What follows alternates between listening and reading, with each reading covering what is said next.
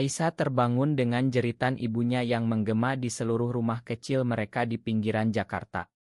"Kamu sudah gila. Bagaimana bisa kamu mencium perempuan itu di kamar mandi sekolah?" Surat laporan dari guru sekolah tergeletak di lantai, dan mata ayahnya memerah karena marah. Dalam sekejap, barang-barang Aisyah dilempar ke halaman, pintu rumah dikunci rapat, meninggalkannya sendirian di bawah hujan deras yang mengguyur ibu kota. Aisyah berlari ke rumah Lina, teman sekaligus orang yang membuat hatinya berdegup kencang sejak SMA. Lina membuka pintu dengan wajah pucat, tapi saat Aisyah menceritakan semuanya, Lina malah mundur selangkah. "Aisyah, kita harus berhenti. Keluargaku tidak akan pernah menerima ini. Aku takut." Kata-kata itu seperti pisau yang menusuk dada Aisyah. Mereka telah saling mencinta selama 2 tahun, diam-diam, di balik tembok masyarakat yang penuh prasangka.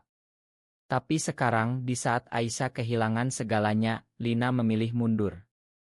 Malam itu, Aisyah tidur di bangku taman, basah kuyup dan hati hancur. Dia ingat pertama kali bertemu Lina di kelas seni, saat mereka berdua tertawa atas lukisan abstrak yang gagal. Itu adalah awal dari segalanya, cinta yang murni, tapi dilarang. Di Indonesia, di mana agama dan tradisi mengikat erat, mencintai sesama jenis adalah dosa besar. Aisyah tahu itu, tapi hatinya tidak bisa bohong. Kini, dia harus membayar harganya, kehilangan keluarga, kehilangan Lina, dan mungkin kehilangan dirinya sendiri. Pagi harinya, Aisyah pergi ke masjid terdekat, berdoa dalam diam. "Ya Allah, mengapa kau ciptakan aku seperti ini?" gumamnya. Tapi jawaban tak datang. Dia mulai mencari pekerjaan apa saja untuk bertahan hidup. Sebuah kai kecil di Kemang menerimanya sebagai pelayan. Di sana, dia bertemu dengan Rina, seorang pelanggan tetap yang ramah. Rina adalah wanita karir sukses, tapi matanya selalu menyiratkan kesedihan. Mereka mulai berbicara, dan Aisyah merasa nyaman. Tapi dia menahan diri, takut terulang lagi. Sementara itu, Lina di rumahnya bergulat dengan rasa bersalah. Keluarganya, keluarga konserati dari Jawa Tengah, selalu menekankan pernikahan dengan pria baik-baik. Lina tahu jika ketahuan dia bisa diusir juga. Tapi malam-malam dia menangis, mengingat pelukan Aisyah. "Mengapa aku pengecut?" pikirnya.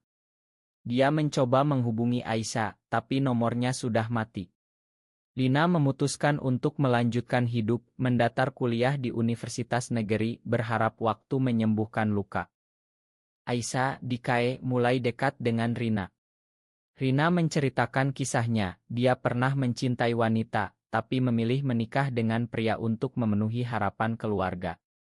"Itu adalah keputusan terburukku," kata Rina. "Aku hidup dalam kebohongan setiap hari." Kata-kata itu membuat Aisyah berpikir. Apakah dia harus menyerah pada cinta sejatinya? Atau bertarung? Tapi bagaimana jika masyarakat melihatnya sebagai penyimpang? Suatu hari, ayah Aisyah datang ke KAE. "Pulanglah, Aisyah. Tapi tinggalkan kebiasaan burukmu itu," kata ayahnya dingin. Aisyah menolak. "Ini bukan kebiasaan, ayah. Ini aku." Pertengkaran itu membuat Aisyah dipecat dari KAE. Kini dia benar-benar sendirian. Dia pindah ke kos murah di Tanah Abang bekerja sebagai buruh pabrik. Setiap malam dia menulis surat untuk Lina, tapi tak pernah dikirim. "Aku mencintaimu, tapi kamu memilih aman," tulisnya. Lina di kampus bertemu dengan teman baru. Salah satunya seorang pria bernama Budi yang sopan dan perhatian. Keluarga Lina mendorongnya untuk dekat dengan Budi. "Dia calon suami yang baik," kata ibunya. Lina mencoba, tapi setiap ciuman dengan Budi terasa palsu. Dia ingat bibir Aisyah, hangat dan tulus. Rasa bersalah semakin dalam. Dia mulai minum obat tidur untuk melupakan. Aisyah di pabrik mengalami kecelakaan kecil. Tangan kirinya terluka. Saat di rumah sakit, dia bertemu dengan seorang psikolog sukarela, Ibu Sari. Kamu tampak membawa beban berat, kata Ibu Sari. Aisyah curhat untuk pertama kalinya. Aku lesbian, Bu. Dan itu membuatku kehilangan segalanya. Ibu Sari mendengarkan tanpa menghakimi. Banyak yang seperti kamu, Aisyah. Kamu tidak sendirian. Kata-kata itu memberi harapan kecil. Tapi harapan itu pudar saat Aisyah mendengar Lina akan bertunangan dengan Budi. Kabar itu datang dari teman lama. Aisyah hancur. Dia memilih jalan mudah, pikirnya. Dia memutuskan untuk pergi dari Jakarta ke Bandung mencari kehidupan baru. Di sana dia bekerja di toko buku mencoba melupakan. Tapi mimpi tentang Lina selalu datang. Lina di malam pertunangan menangis di kamar. Ini bukan aku, gumamnya. Dia kabur pergi ke Jakarta mencari Aisyah. Tapi Aisyah sudah pergi. Lina kembali dengan hati kosong menikah dengan Budi setahun kemudian. Pernikahan itu megah, tapi Lina merasa seperti tahanan. Aisyah di Bandung bertemu dengan komunitas kecil. Mereka berbagi cerita, saling dukung. Aisyah mulai bangkit, belajar menerima diri. Tapi luka lama masih ada. Apakah aku bisa mencinta lagi? Pikirnya. Tahun berganti. Aisyah kembali ke Jakarta, lebih kuat. Dia bekerja sebagai desainer Grace Relance. Suatu hari, dia bertemu Rina lagi. Rina sudah bercerai. Aku memilih kebahagiaanku, kata Rina. Mereka mulai dekat, tapi Aisyah ragu. Bayang Lina masih ada. Lina, kini ibu dari seorang putri kecil bernama Maya, hidup dalam rumah tangga yang dingin. Budi baik, tapi tidak ada cinta. Lina sering menangis diam-diam. Maya, berusia 5 tahun, melihat ibunya sedih. Kenapa mama sedih? Tanya Maya. Lina hanya tersenyum palsu. Aisyah dengan Rina mencoba hubungan baru. Tapi suatu malam, dia mimpi tentang Lina. Mengapa kamu tinggalkan aku? Dalam mimpi, Lina menjawab, aku takut. Aisyah terbangun dengan air mata. Ini adalah awal dari konflik yang lebih dalam. Aisyah memutuskan untuk mencari Lina untuk penutupan. Tapi apa yang akan dia temukan? Aisyah berdiri di depan rumah Lina, jantungnya berdegup kencang. Alamat itu dia dapat dari teman lama. Rumah itu mewah di kawasan elit Jakarta Selatan. Dia menekan bel dan pintu dibuka oleh seorang pembantu. Saya mencari Lina, kata Aisyah. Pembantu itu memanggil Lina dan saat Lina muncul, wajahnya memucat. Aisyah, kamu di sini. Mereka duduk di teras, Maya bermain di halaman. Lina menceritakan hidupnya, pernikahan, anak, tapi matanya kosong. Aku menikah karena tekanan, Aisyah. Keluargaku mengancam bunuh diri jika aku tidak. Aisyah marah. Kamu bisa memilih aku. Kita bisa bersama. Tapi Lina menangis. Aku takut kehilangan segalanya seperti kamu. Pertemuan itu membuka luka lama. Aisyah pergi dengan hati campur aduk. Di rumah, Rina menunggu. Siapa itu? Tanya Rina. Aisyah menceritakan semuanya. Rina mengerti, tapi ada cemburu. Jangan kembali ke masa lalu, Aisyah. Tapi Aisyah tak bisa. Dia mulai bertemu Lina diam-diam. Lina setelah pertemuan itu mulai mempertanyakan hidupnya. Budi sering pergi bisnis, meninggalkannya sendirian. Maya menjadi satu-satunya cahaya. Tapi saat bertemu Aisyah di KAE, mereka berbicara panjang. Aku masih mencintaimu, kata Lina. Aisyah terkejut. Tapi kamu sudah menikah. Lina menjawab, ini bukan cinta. Ini kewajiban. Hubungan terlarang itu dimulai lagi. Mereka bertemu di hotel murah, berbicara, berpelukan, tapi tak lebih. Setiap pertemuan penuh rasa bersalah. Aisyah merasa mengkhianati Rina, Lina merasa mengkhianati Budi dan Maya. Ini salah, kata Aisyah suatu hari. Lina setuju tapi tak bisa berhenti. Keluarga Aisyah yang sudah mulai menerima keberadaannya dari jauh mendengar kabar. Ibu Aisyah datang ke apartemennya. Jangan ulangi kesalahan, Aisyah. Lina sudah berkeluarga. Aisyah menjawab, cinta tidak salah, Bu. Tapi ibu pergi dengan kecewa. Sementara itu Budi mulai curiga. Lina sering keluar malam. Dia menyewa detektif dan oto-oto Aisyah dan Lina bersama jatuh ke tangannya. Budi marah besar. Kamu lesbian. Dan dengan wanita itu. Lina menangis, mengakui semuanya. Budi mengancam cerai, ambil Maya. Kamu tidak pantas jadi ibu. Lina hancur. Dia hubungi Aisyah. Semuanya runtuh. Aisyah datang, mereka berpelukan. Tapi Maya melihat mereka. Siapa tante itu, Mama? Tanya Maya polos. Lina bohong, teman lama. Tapi hati Lina sakit. Aisyah di sisi lain putus dengan Rina. Aku masih mencintai Lina, katanya. Rina pergi dengan sedih. Kamu memilih penderitaan. Aisyah tahu itu benar, tapi cinta buta. Konflik memuncak saat Budi ajukan cerai. Pengadilan di Indonesia, di mana homoseksualitas tidak ilegal tapi dicap buruk, membuat Lina kalah hak asuh. Maya diambil Budi. Lina pindah ke apartemen kecil, depresi berat. Aisyah tinggal bersamanya, merawatnya. Ini harga yang kita bayar, kata Aisyah. Tapi masyarakat mulai bicara. Tetangga gosip, keluarga Lina memutus hubungan. Lina mencoba bunuh diri, minum pil berlebih. Aisyah selamatkan dia di rumah sakit.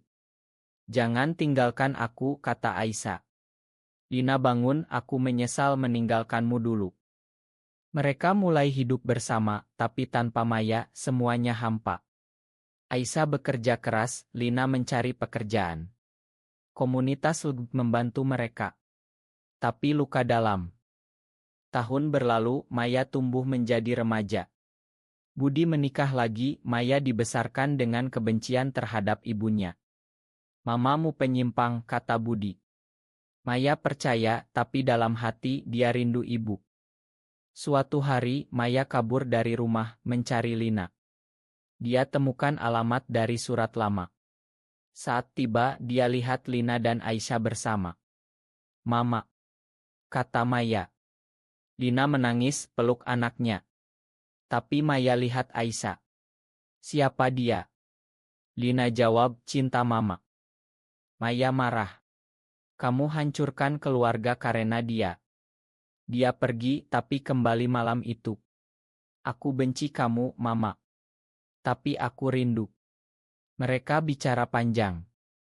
Maya mulai mengerti. Aisyah melihat itu merasa bersalah. Aku yang membuat semuanya rusak. Tapi Lina bilang, tidak. Kita yang memilih.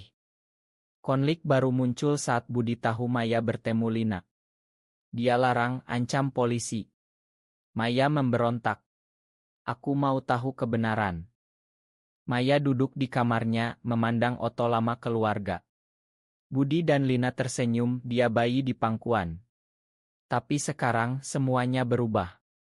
Setelah bertemu Lina dan Aisyah, Maya bingung. Apa salah mencintai wanita? Pikirnya. Di sekolah, teman-temannya bicara tentang sebagai tren barat, dosa.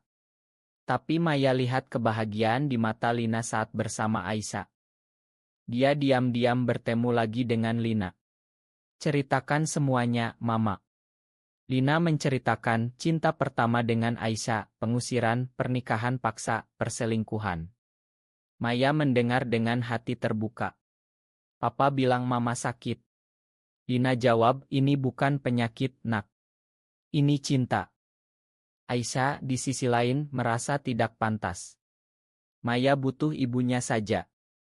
Tapi Maya bilang, kamu bagian dari Mama. Perlahan, Maya menerima. Tapi Budi tahu, dia ajukan larangan pengadilan. Lina bertarung di pengadilan dengan bantuan pengacara dari komunitas LB. Pengadilan penuh drama.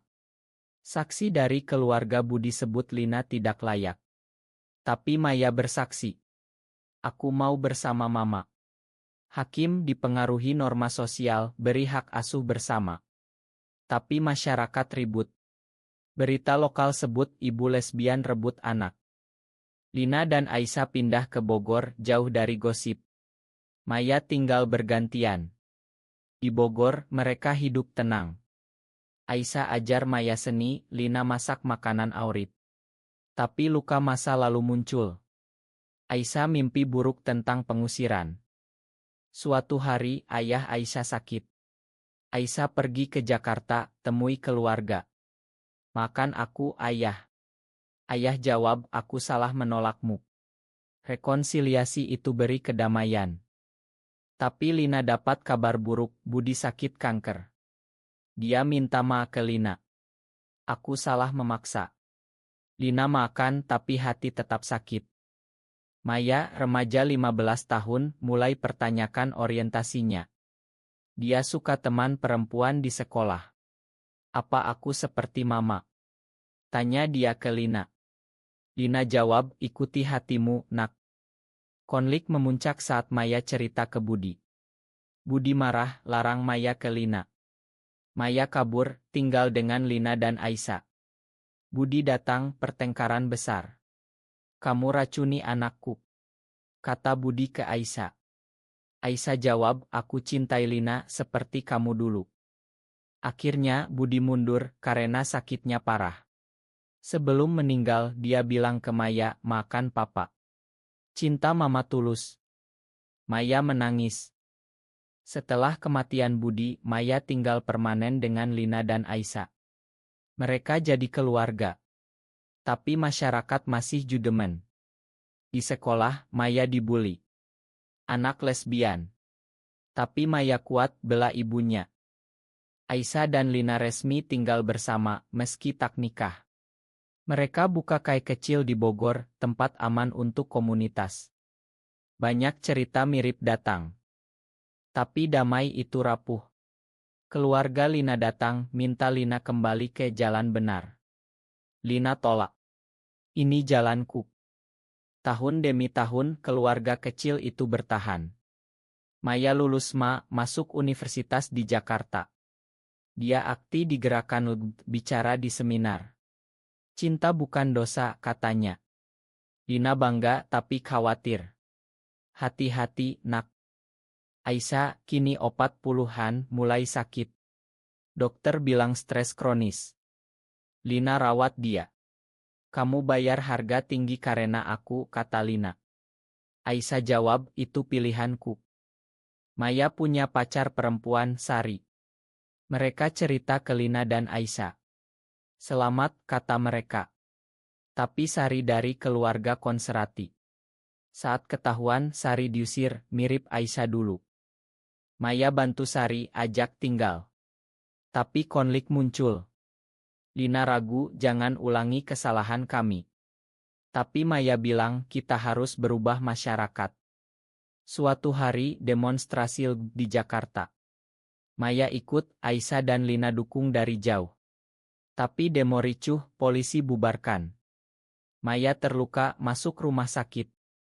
Lina panik. Ini harga perjuangan. Aisyah bicara ke Maya, pikirkan lagi. Hidup tenang lebih baik. Tapi Maya jawab, tidak, tante. Kita harus lawan. Konflik internal muncul. Lina setuju dengan Aisyah, Maya marah. Kalian pengecut, kata Maya. Mereka bertengkar.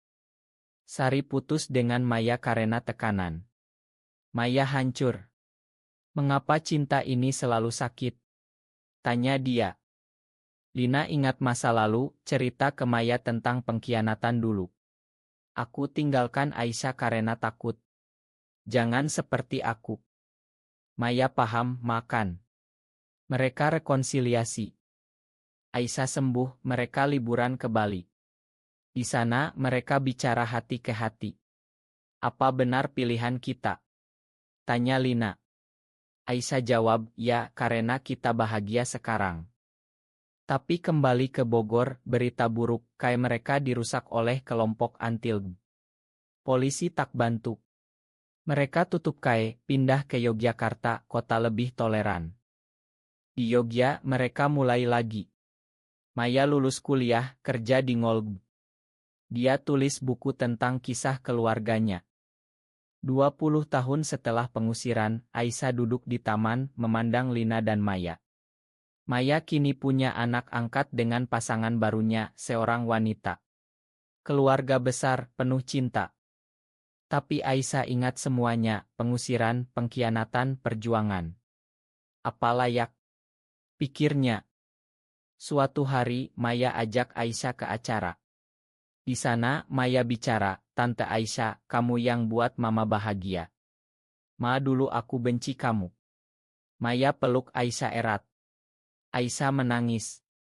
Kamu putriku juga. Itu adalah momen penyembuhan. Dina lihat dengan senyum. Tapi masyarakat masih berubah lambat. Di Indonesia, undang-undang anti-LGB diusulkan. Mereka lawan demo lagi. Di akhir hari, Aisyah dan Lina duduk bersama. Kita bayar mahal, tapi dapatkan kebebasan, kata Aisyah. Cinta mereka bertahan, meski penuh luka. Apakah mencintai sesama jenis benar-benar salah, atau masyarakatlah yang perlu berubah?